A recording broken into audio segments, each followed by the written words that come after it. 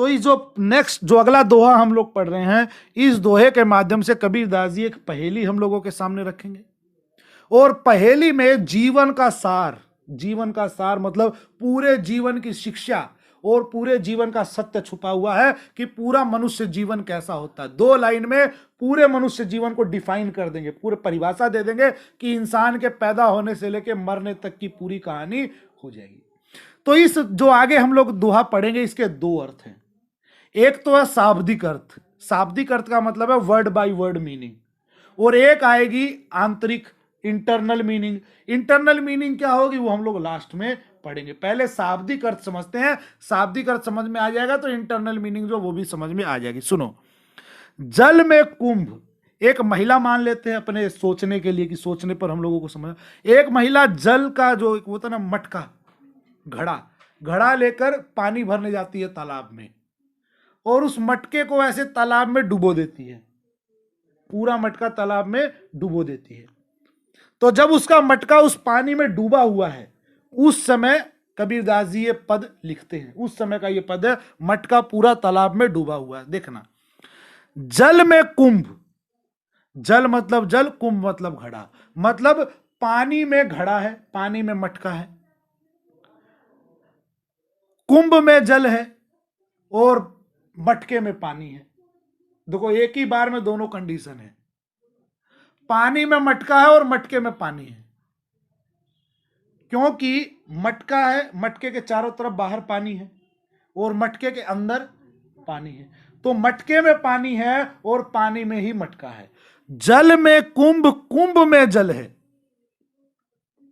बाहर भीतर पानी, मटके के बाहर भी पानी है और भीतर भी पानी है। ये पहली लाइन समझ में आई। फूटा कुंभ, उसी समय वो मटका फूट जाता है। जल जल ही समाना, और भीतर का जल और बाहर का जल अब मिलकर एक हो गया। यह तथ्य कहो ज्ञानी। अब इसका क्या अर्थ हुआ ये बताओ। तो इसका अर्थ हम लोग बताते हैं। इस दोहे में कबीरदास जी कहते हैं कि जो मनुष्य का शरीर है वो है मटका, और मनुष्य के अंदर जो है आत्मा वो है जल, और जो बाहर है सब कुछ वो है बाहर वाला जल। बचपन से हम लोग सुनते आ रहे हैं कि मनुष्य के अंदर आत्मा होती है, सुने ना, हर के अंदर आत्मा है, अंदर आत्मा है। और फिर एक होता है परमात्मा। परमात्मा कौन? भगवान। कोई पूछेगा परमात्मा कहाँ है, तो हम लोग बोलते हैं हर चीज में परमात्मा है ना, हर तरफ चारों तरफ परमात्मा है। हवा से लेके हम लोग हर टाइम परमात्मा से घिरे हुए हैं, जैसे वो मटका पानी से घिरा हुआ है।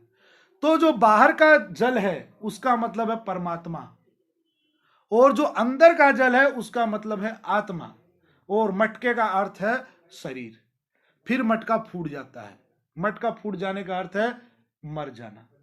तो जैसे ही आदमी मरता है तो उसकी आत्मा उस परमात्मा से जाके मिल जाती है। ठीक वैसे ही जैसे मटके के अंदर का जल मटका फूटते ही बाहर के जल से मिल जाता है और वो दोनों जल मिलकर एक हो जाते हैं। ठीक वैसे ही जब मनुष्य मरता है, जब उसकी इस देह का अंत होता है, जब उसकी इस शरीर का अंत होता है, तो मनुष्य के अंदर की आत्मा बाहर जो परमात्मा व्याप्त है, बाहर जो परमात्मा है उससे जाकर मिल जाती है, और आत्मा और परमात्मा मिलकर एक हो जाते हैं। यही सीख, यही उपदेश इस दोहे में कबीरदास जी देना चाहते हैं। देख लो, इसमें कुछ जरूर पूछना होगा, क्योंकि हम बोल रहे हैं बार बार कि